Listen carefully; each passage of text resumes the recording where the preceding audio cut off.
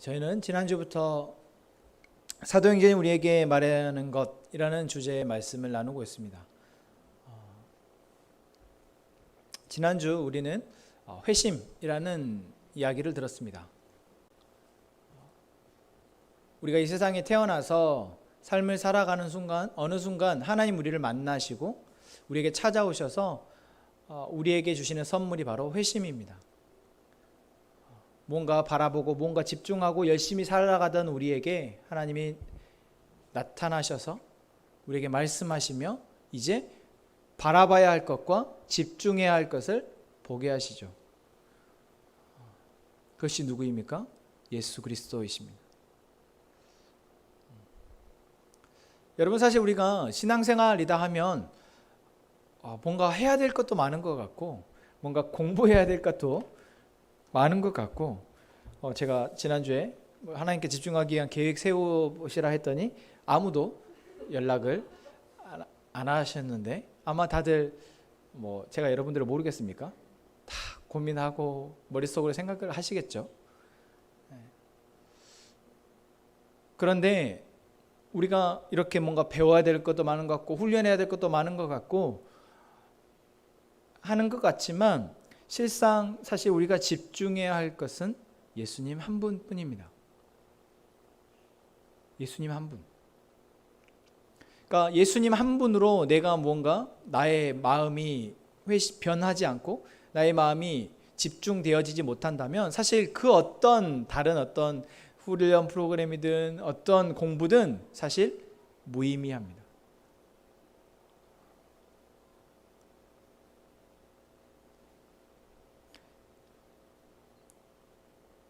지난주 우리가 베드로가 예루살렘 광장에서 그 수많은 사람들을 향해서 회개하라라고 외쳤을 때 여러분 그들에게 무엇이 들렸습니까? 예수 그리스도가 들렸습니다. 그들의 마음에 찔림이 찾아온 것은 무엇이었습니까? 예수 그리스도의 십자가였습니다. 그들의 마음에 그럼 나는 어떻게 살아야지라고 했을 때 그들의 마음에 소망이 품어진 것이 바로 예수 그리스도 때문이었습니다. 그들은 유대인이었기 때문에 성경의 내용은 너무나 많이 알고 있었고 하나님이 어떤 분이시고 하나님이 어떤 일들을 하셨는지 그리고 우리가 어떠한 법을 지키고 살아야 되는지 너무나도 잘 알고 있는 유대인이었지만 그들은 그 순간 베드로로부터 듣게 된 예수 그리스도를 집중하게 되어지며 그들은 그들의 삶을 바꾸어낼 수 있었습니다. 우리도 마찬가지입니다. 여러분 지난 한 주 동안 여러분 안에 많은 생각들과 고민들이 있으셨을 텐데 그 모든 고민들, 내가 해야 할 것과 내가 하고 싶은 것과 그 모든 고민들을 제껴두고 내가 하나를 선택해야 한다면 그것은 바로 내가 예수께 집중하고 있는가입니다. 나 이것도 공부해야 될 것 같고 내가 이런 훈련도 받아야 될 것 같고 뭐 해야 될 것 같은데 아니요, 그것이 먼저가 아닙니다. 내가 지금 예수님께 집중하고 있냐? 내가 예수님을 내 삶의 주인으로 모시고 있냐? 내가 예수님을 사랑하느냐? 나는 예수님이 없으면 살 수 없느냐? 그것이 먼저 우리 안에 되새겨져야 할 중요한 핵심 진리입니다. 사랑하는 함께 행복한 가족 여러분, 우리는 함께 공부하고 훈련해야 하지만 그보다 먼저 성령님이 우리 안에 계속해서 예수님이 우리 안에 계속해서 되새겨지도록 예수님 우리 삶의 주인이 되어지도록 여러분 우리가 요청하고 기대하고 나아가야 될 줄로 믿습니다. 오늘 우리는 두 번째 시간 공동체라는 이야기를 하려 합니다. 제가 교회를 개척하고 공동체에 대한 이야기, 설교 참 많이 했습니다. 우리의 모습이 어때야 되고 어떻게 되어야 될지에 대한 이야기들도 참 많이 해왔습니다. 그런데 오늘 이 시간 우리가 이 사도행전을 통해서 조금 더 진짜 공동체의 원 모습이 무엇이고 가장 공동체 밑바닥이 무엇인지, 기본이 무엇인지를 조금 더 살펴보는 시간 되기를 원합니다. 여러분, 예수님을 믿게 된 이 초대교회 성도들이 42절 말씀에 뭐라고 이야기하고 있었다고 했습니까? 사도의 가르침을 받아 서로 교제하고 떡을 떼며 오로지 기도하기를 힘쓰니라 라고 말하고 있습니다. 자, 이 42절만의 말씀만 보면 사실 우리와 크게 다르지 않습니다. 기도하기를 힘쓴다라는 거 조금 예, 그것만 조금 우리가 우리는 많이 못 그러겠구나 라고 생각할 수 있지만 사실 다르지 않습니다. 우리도 말씀의 가르침을 받았고 또 성도 간에 교제를 하고 있고 우리가 함께 우리의 삶을 공유하면서 나누고 있습니다. 그리고 또한 기도도 하고 있습니다. 우리가 예수님을 믿고 예수님을 믿기에 우리가 예수님의 가르침을 원하고 있고 또한 예수님을 함께 믿는 사람들과 함께 교제도 하며 그렇게 우리가 사실 살아가고 있습니다.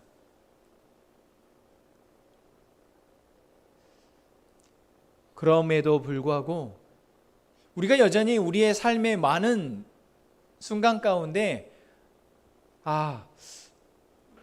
어려움을 느끼고 있고 이렇게 사는 것이 맞나라고 생각하고 있다라는 것이죠.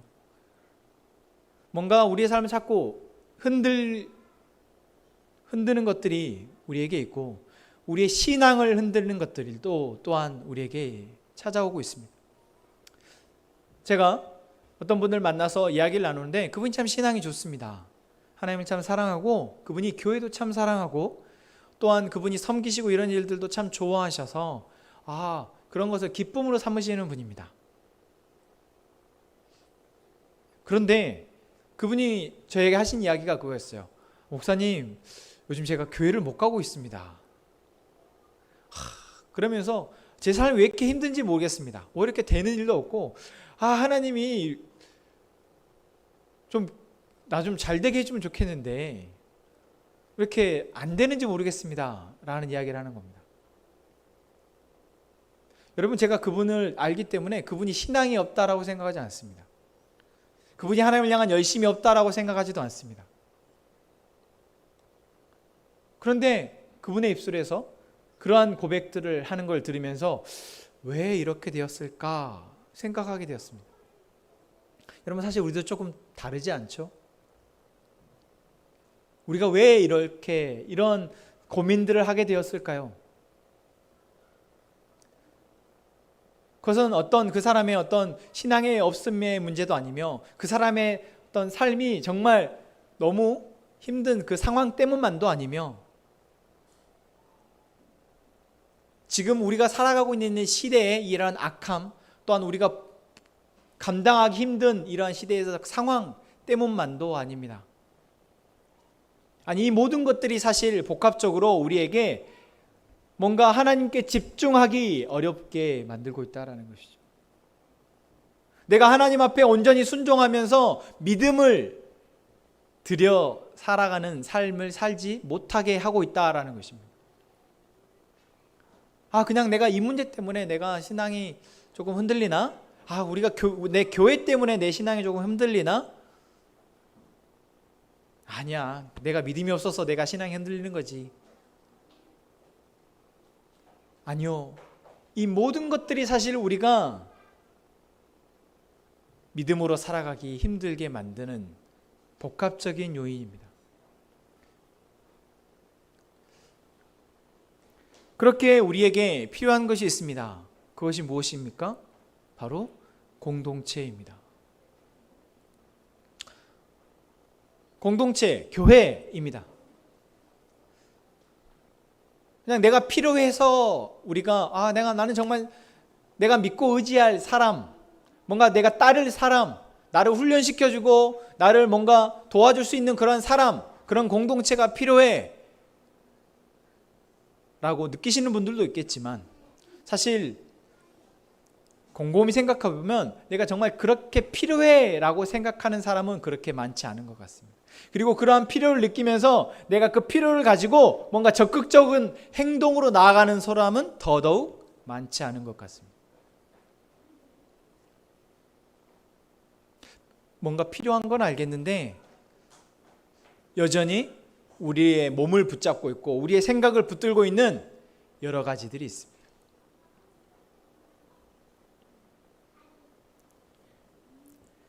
여러분, 지금 우리가 그리스도인이라고 하는 우리도, 그래도 적어도 1년 이상의 신앙생활을 해왔고 말씀을 들어왔고 그래도 기도를 해왔던 우리도 이러한데, 베드로의 설교를 막 듣고 회심한 초대교회 성도들은 어떠했을까요?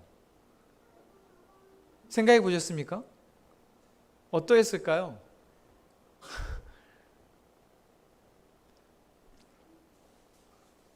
제가 지금 사도행전의 말씀을 준비하는 가운데 보게 된 미드가 있습니다. 더 바이블이라는 미드인데요. 원래 이제 더 바이블이라는 미드는 구약을 배경으로 해서 쭉 성경의 이야기들을 해주는 원래 시리즈 1이 있고, 제가 이번에 보게 된 더 바이블 컨티뉴스라는 이 미드는 그 후속작인데 예수님의 이야기가 아니라 바로 예수님의 제자들의 이야기입니다. 그래서 사도행전의 이야기죠.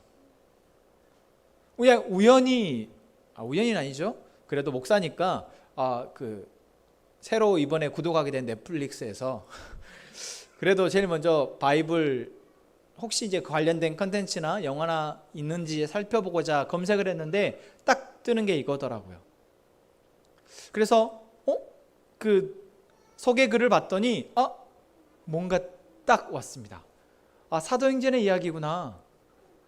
마침 내가 사도행전을 계속해서 묵상하고 있고 이 사도행전을 통해서 우리에게 하시는 이야기를 듣고자 하는데 이거는 딱이다 라는 생각이 들어서 한 편 한 편 보게 되었습니다.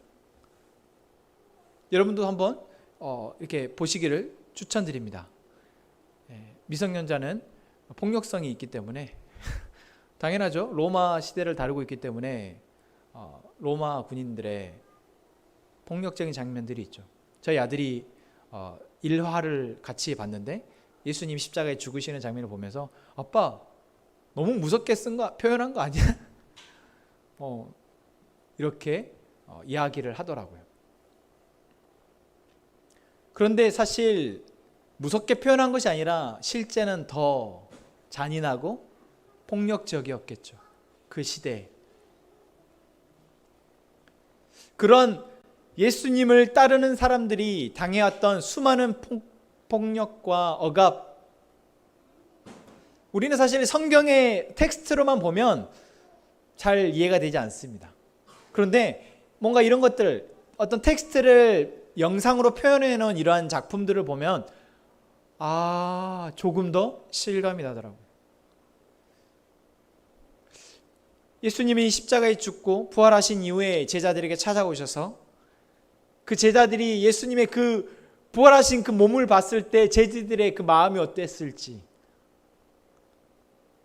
그냥 소망이 다 잃은 상태에서 뿔뿔이 흩어지고자 두려워 떨고 있던 그들에게 예수님이 찾아오셨을 때 그들이 얼마나 안도하고 기뻐했을지 조금 더 이해가 되어지더라고요.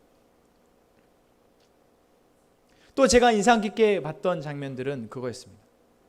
이제 예수님의 제자들이야 그래도 예수님과 3년 동안이나 공생의 사역을 같이 했고 예수님이 십자가에 죽으셨다가 다시 부활하신 것을 직접 보았기 때문에 믿지 않을 수가 없었고, 그 예수님의 부활하심의 기쁨을 가지고 뭔가 자신들의 삶을 하나님 앞에 순종하고 전도자로서의 삶을, 순교자로서의 삶을 살아갈 수 있다 치지만, 건너서 듣게 된 이 사도행전 2장에 나오는 이 군중들은 사실 그냥 어부에 불과한 베드로의 말을 듣고 그들이 내가 회개합니다, 내가 예수님을 십자가에 못 박게 했음을 회개하고 이제 제가 예수님을 믿고 따르겠습니다 라고 회심한단 말이죠.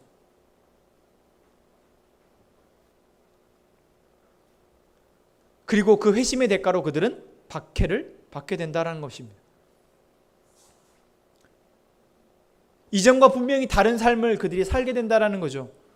그런데 여러분, 그들은 우리처럼 훈련을 받지도 않았습니다. 우리처럼 좋은 환경 가운데에서 뭔가 화기애애하게 서로 교제할 수도 없었습니다. 우리처럼 성경이 손에 그냥 들려지는 것도 아니었습니다. 순전히 사도들에 의해서 전해진 예수님의 이야기만 들을 수 있었을 뿐입니다. 그것도 초기에는 그냥 예수의 이름만 들었을 뿐입니다. 그 예수라는 분이 자기들을 위해서 십자가에 죽으셨다는 것과 다시 살아나셨기 때문에 이제는 우리가 예수님을 통해서 하나님 나라에 들어갈 수 있다라는 그 단순한 복음만 들었을 뿐입니다. 그런데 그런 그들이 초대교회를 이루고 그런 그들이 수많은 박해 속에서도 복음을 지켜낼 뿐만 아니라 전하는 자들이 되었다라는 것이죠. 또한 자신들의 그 억압받는 상황 가운데에서 그 사회를 뭔가 계속해서 바꾸어 나아가는 그러한 사람들이 되었다라는 것입니다. 여러분, 어떻게 그들이 그럴 수 있었냐라는 거예요. 지금 우리의 상황을 생각해 보면 우리는 이렇게 억압받지도 않고 박해받지도 않은 상황 가운데에서도 그냥 자유롭게 우리가 보고 싶은 것, 듣고 싶은 것, 하나님의 말씀을 보고 듣고 또한 훈련 받을 수 있는 상황 가운데에서도 여전히 우리가 이렇게 힘겹게 여기며 자꾸만 넘어지며 믿음 없이 살아가는 것 같은 이런 기분을 계속해서 맛보고 마치 이것이 패배자인 것처럼 느껴지는 이런 우리의 모습을 보게 되는데 어떻게 이들은 이럴 수 있었을까 알아요.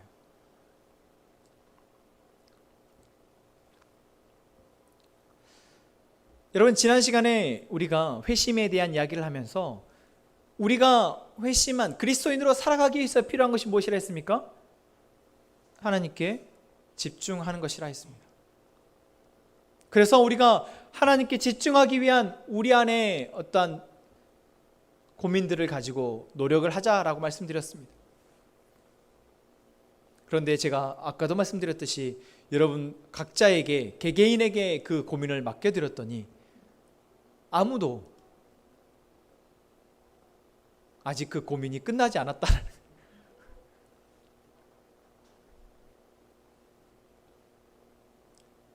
여러분, 우리가 이렇다라는 것입니다.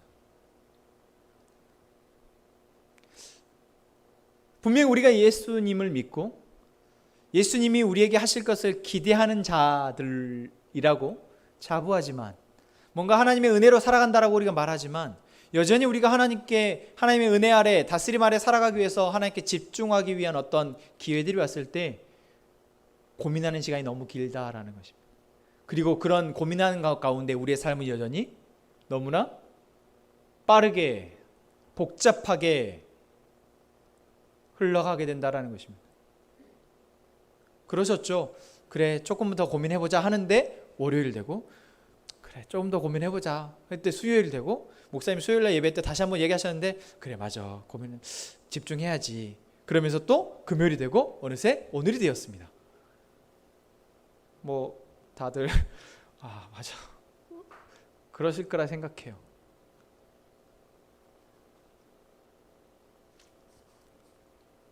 여러분, 우리가 이렇습니다. 저도 그렇습니다.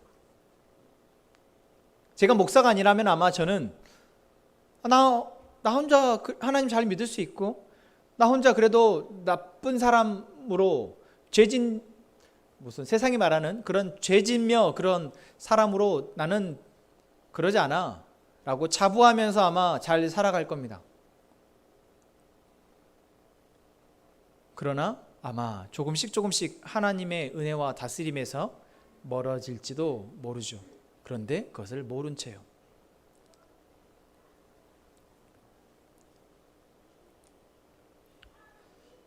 그래서 우리에게 필요한 것이 내가 함께 하나님께 집중할 수 있는 공동체입니다. 내가 하나님께 집중할 수 있도록 도와주는, 함께 하나님께 집중하는 모습을 같이 보며 집중해 나갈 수 있는 공동체입니다. 제가 여러분들에게 하나님께 집중하자고 말씀드리지 않았다면 여러분 아마 혼자 힘으로 하나님께 집중하려고 마음을 먹고 그것을 실행에 옮기기까지 하시는 분이 얼마나 있었을까요?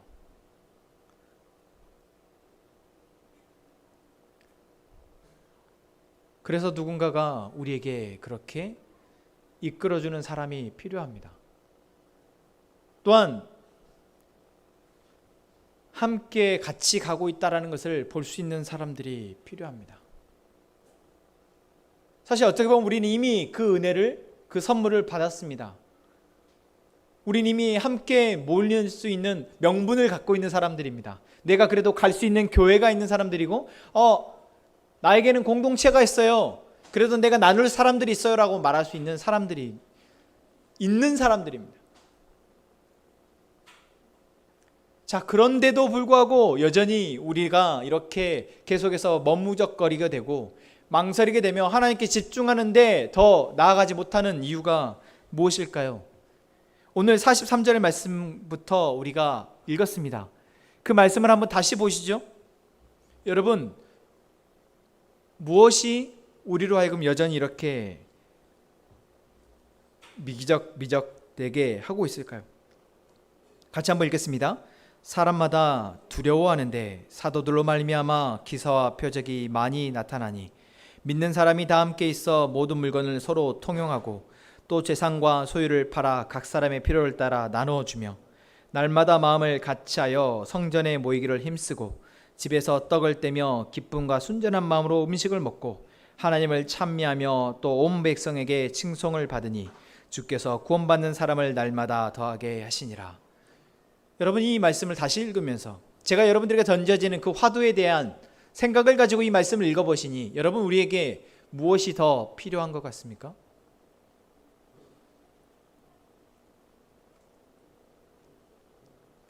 우리는 인간입니다. 우리는 오감의 영향을 받는 인간입니다. 우리는 감정의 영향을 받는 인간입니다. 다시 말하면 우리는 무언가 내 몸과 내 오감을 자극하고 그것을 통해서 내가 뭔가 내 몸이 움직여질 동력이 나오지 않으면 쉽게 움직여지지 않는 사람들이다라는 것입니다. 그냥 말 한마디 듣는다고 해서, 그냥 내가 뭔가 깨달음을 얻었다고 해서 내가 거기에 믿음으로 반응하면서 계속해서 살아갈 수 있는 그런 로봇과 같은, 입력하면 바로 출력이 되는 컴퓨터와 같은 그런 사람들이 아니다라는 것입니다. 그래서 하나님은 성령님을 통해서 이 베드로의 말씀을 듣고 회개하여 이제 세례를 받고 그리스도인이 되겠다 결단한 이 사람들로 하여금 모이게 하셨습니다. 단순히 그냥 모이게 하신 것뿐만 아니라 그들로 하여금 모여서 하나님이 계속해서 그들 가운데 역사하고 계시다는 것을 보게 하셨습니다. 하나님이 그들 가운데 역사하고 있다는 것을 무엇을 통해서 보게 됩니까? 뭔가 사람들이 계속해서 모여지는 것을 보고 보게 됩니다. 여러분, 저희는 큰 교회라고 할 수 없습니다. 그런데 사람들이 큰 교회, 사람들이 많이 모이는 곳에 자꾸 가려고 하는 이유가 있습니다. 무엇일까요? 사람들이 많이 모이면 뭔가 저기는 되나보다 생각합니다. 여러분, 보통 우리가 낯선 곳에 가서 맛집을 검색하는 이유가 무엇입니까? 다른 사람들이 그래도 맛있다고 하는 곳에 사람들이 많이 모여 있으면 저기 맛집인가 보다 라고 생각해서 들어가게 됩니다. 그것이 바로 사람입니다. 그 식당의 음식을 먹어보지 않아도, 그 식당을 내가 가보지 않았어도 사람들이 많이 모여 있으면 잘 되는 집인가 보다, 잘 되는 이유가 있겠지라고 생각한다는 것입니다. 여러분, 군중심리라는 것이 있죠. 베드로의 말씀을 들은 사람들이 있었습니다. 그들이 그럼 우리가 어떻게 해야 될까라고 물었을 때 모든 사람이 동시에 우리가 어떻게 해야 됩니까? 라고 외쳤을까요? 그렇지 않습니다. 그 중에 누군가 한 사람이 그럼 우리는 어떻게 해야 됩니까? 라고 물었을 때 우리 어떻게 해야 됩니까? 우리 어떻게 해야 됩니까? 또는 아무 말도 하지 않았지만 그럼 나는 어떻게 해야 되지? 그러한 그들의 마음이 하나가 되어졌을 때 그들 안에 베드로의 말씀이 꽂혀서 그들이 함께 세례를 받고 함께 이제 우리가 그리스도인이 됩시다 라고 다짐하게 되었던 것입니다. 물론 그 안에 성령님이 그들 가운데 역사하셨기 때문에 가능한 일이죠. 그러나 분명한 것은 우리는 무언가 함께하는 사람들이 있을 때 거기에서 이것이 맞는 일이구나, 이것이 되어지는 일이구나, 하나님이 일하고 계시는구나 라는 것을 볼 수 있다는 것입니다. 여러분, 그래서 교회 공동체는 뭔가가 한 사람이 혼자서 끌고 나갈 수 있는 공동체가 아닙니다. 목사 한 사람이 나만 따르십시오 라고 했을 때 아무도 따르지 않으면 그것은 교회라고 할 수 없습니다. 아무리 목사가 설교를 창하게 하고 아무리 목사가 훈련을 잘 시키는 사람일지라도 그것을 따르는 사람이 없으면 금방 흩어지고 맙니다. 동력을 잃어버리고 말죠.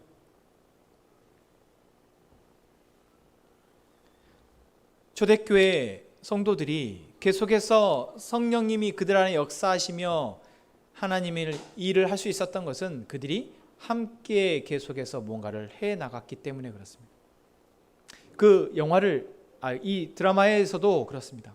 그들이 뭔가 이제 믿었는데 자기들의 생업을 포기하고 믿는 거거든요. 자기들의 삶을 아예 내려놓고 믿는 거거든요.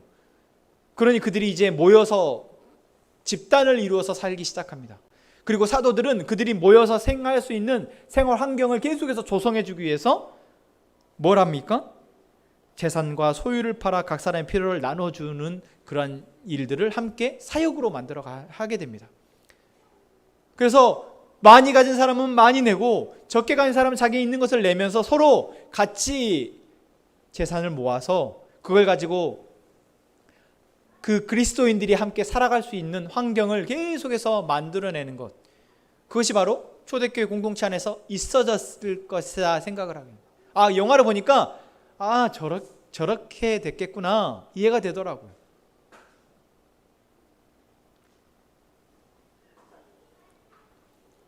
여러분, 그러한 역사들을 보면서 그들은 무엇을 보게 됩니까? 하나님이 지금 이렇게 일하고 계시구나 라는 것들을 보게 됩니다. 사실 그래서 교회 안에서 함께 모여서 하는 일 가운데 무엇이 있습니까? 성도들을 서로 구제하고 성도들을 돕는 일을 하는 것입니다. 저희 교회 헌금이 사실 대부분 우리 성도들을 위해서 사용되어지고 또한 하나님의 교회 밖에 있는 성도들을 위해서 사용되어져야 합니다.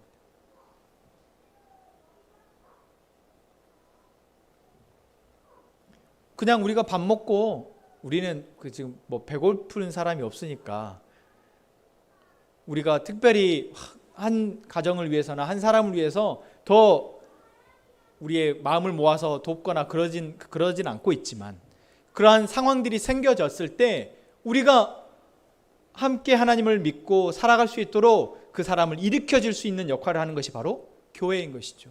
그리고 그런 일들을 하면서 우리는 무엇을 느끼는 것입니까? 하나님이 우리를 통해서 이렇게 일하고 계시는구나 라는 것을 보게 되는 것입니다.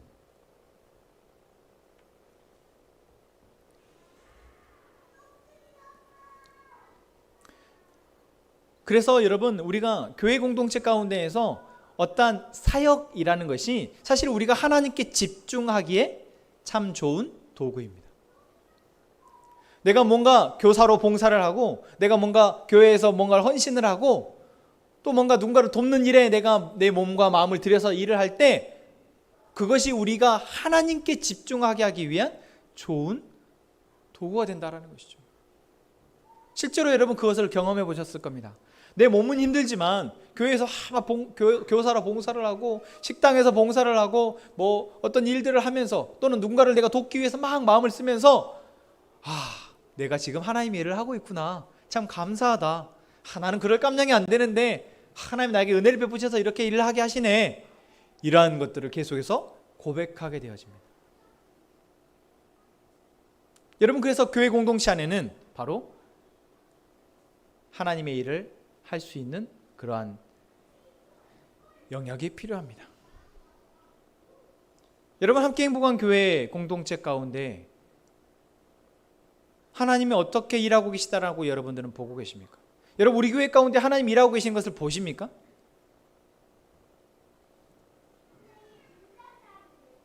뭘로 보시죠?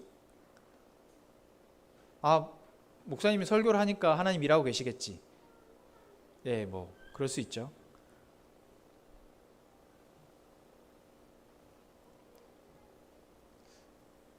여러분, 우리가 교회 공동체에 대한 어떤 사랑이 그냥 절로 생겨지는 것이 아니고, 하나님에 대한 사랑이 계속해서 내가 유지되어지고 그 사랑을 통해서 내가 살아가는 것은 그냥 절로 되어지는 것이 아니고, 계속해서 하나님 우리 가운데 일하고 계시다는 것을 우리 공동체 안에서 또한 나의 삶 가운데에서 우리가 볼 수 있을 때 그것이 되어진다라는 것입니다. 그래서 이들은 이 신앙의 초기에 계속해서 모여서 하나님이 일하신 것을 볼 수 있었습니다. 하나님이 그렇게 보게 하셨습니다. 여러분, 우리 공동체도 그러기를 원합니다. 하나님이 우리 공동체 가운데에서 일하고 계시다는 것을 여러분 보게 되어졌으면 좋겠습니다.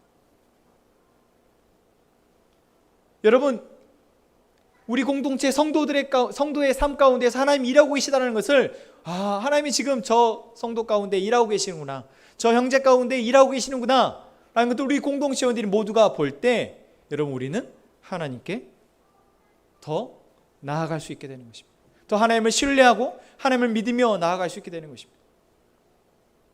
그런데 내가 성도의 삶에 관심이 없어요. 저 성도가 어떻게 살고 있는지, 어떤 문제를 갖고 어떤 고민을 갖고 살고 있는지 사실 관심이 없습니다. 그러면 우리는 하나님 우리 공동체 가운데 일하고 계시는 것을 무엇을 통해서 볼 수 있겠습니까?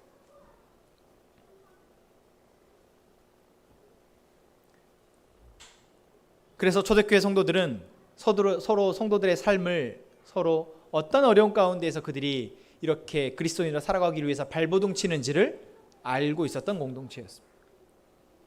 어느 집에서 종사를 하면서 얼마나 힘들었는지, 그 삶이 얼마나 팍팍하고 힘들지 그들이 알고 서로를 위해서 기도하고 보듬어주는 그러한 공동체였습니다. 여러분, 우리 함께 행복한 공동체가 바로 그런 공동체 되기 원합니다.